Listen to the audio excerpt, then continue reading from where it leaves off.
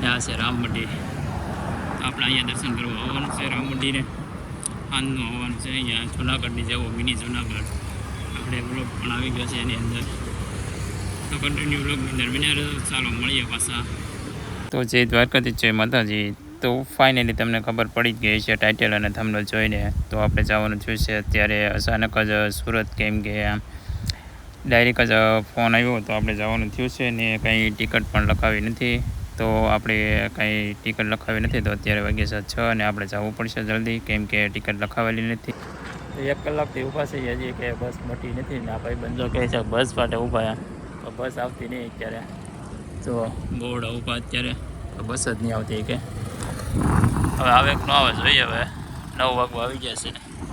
આપણે જવાનું છે અર્જન્ટમાં જવાનું જોઈને એટલે શું કરાવી દે પણ અર્જન્ટમાં જવાનું છું એટલે કાંઈ નક્કી નહીં. હવે બસ મળે કે ન મળે તો આપણે પહોંચવાનું છે સુરત. એ ફાઇનલ જ છે. કન્ટિન્યુ બ્લોગની અંદર બન્યા રહેજો. તમને ત્યાં જઈને કહે કે આપણે શું અર્જન્ટ હતું એ બન્યા રહેજો. ચાલો મળીએ પાછા.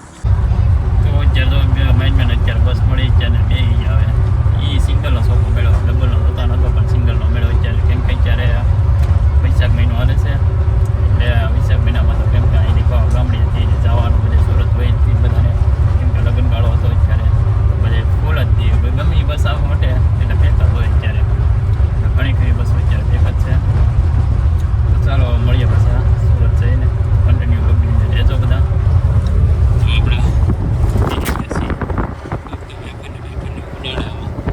તો ફાઇનલી અત્યારે પહોંચી ગયા છીએ સુરત ને અત્યારે જો અહીંયા પણ બસની વાટે જઈએ અત્યારે, કેમ કે હજી બસ આવી નથી અને આપણે જવાનું છે 216 નંબરની બસની અંદર ને ફાઇનલી અત્યારે બસ મળી ગઈ ને હવે જો નીકળી ગયા છીએ આપણે. તો અત્યારે જો સવારના 9 વાગ્યા છે.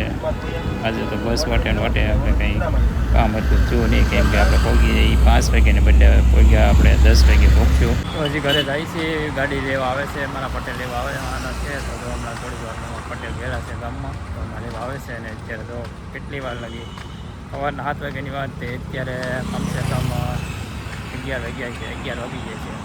ત્યાં છે રામ મંદિર. આપણે અહીંયા દર્શન કરવા આવવાનું છે રામ મંદિરે. આનંદનું આવવાનું છે અહીંયા જુનાગઢની જેવો મિની જુનાગઢ. આપણે બ્લોગ પણ આવી ગયો છે એની અંદર. તો કન્ટિન્યુ બ્લોગની અંદર બન્યા રહ્યો. ચાલો મળીએ પાછા. તો એ તો બ્રશ પણ કરવાનો હોય, 11 વાગી ગયા, બ્રશ કરવાનું બાકી છે. એમ તો મોડી બસ હતી એટલે થોડું ઘણું આમ તેમ તો હાલ જ નહીં. જો ફાઇનલી અત્યારે પહોંચી ગયા છીએ હવે મારા બેનના ઘરે અત્યારે. તો જાય છે હવે હાલીને. અહીંયા આમ દેખાય ઘર અહીંયા ને. અહીંયા જો આમાં કંઈક પથ્થર વેલ્યા, કંઈક ગટરના પથ્થર વેલ્યા એમ ક્યાં ગટર વેલ્યા કા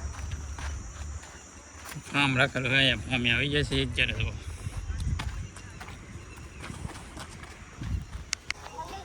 અમારા કરણભાઈ દો પોગી જશે ને. કરણભાઈ દો અમારા ભાણું બધા કેમ કરણભાઈ દો અમારે. જય દ્વારકાથી, જય માતાજી બધાને. તો જો અત્યારે સુરતની અંદર આવી ગયા છે ને અત્યારે બગીચાની અંદર આવી ગયા છીએ આપણે. આંબાનો બગીચો છે કંઈક આવો ને અત્યારે તો કેરીની સિઝન છે અત્યારે.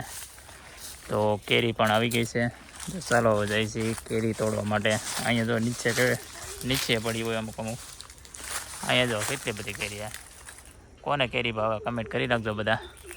મને તો બહુ કેરી ભાવે. તમને કેરી ભાવે કે નહીં કમેન્ટમાં કહી દેજો બધા. આ બધું આવી મોજ તો ક્યારેય નહીં આવે તમને. જો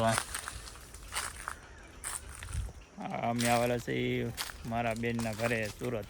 તો અત્યારે એ લોકો ફાર્મ હાઉસની અંદર રહે છે. એ ફાર્મ હાઉસમાં આવો કંઈક બગીચો છે આંબાનો. આ બધો કરણભાઈ ને અમારે પિયુષભાઈ એ મારા હાળો એ બંને આવેલા છે આંટા મારવા માટે. એ મારા હાળો કહે કે જવું છે આપણે 2 દી આંટા મારવા માટે. તો 2 દી આવી ગયા સુરત આંટો મારવા આવી ગયેલા છે ને. હજી તો આજે આવ્યા જ છીએ આપણે ને. આજે જવાનું છે એની પછીનું રામ મંદિર. અત્યારે પછી જાઉં છું ગુરુકુળ. બધા આંટા મારે અંદર.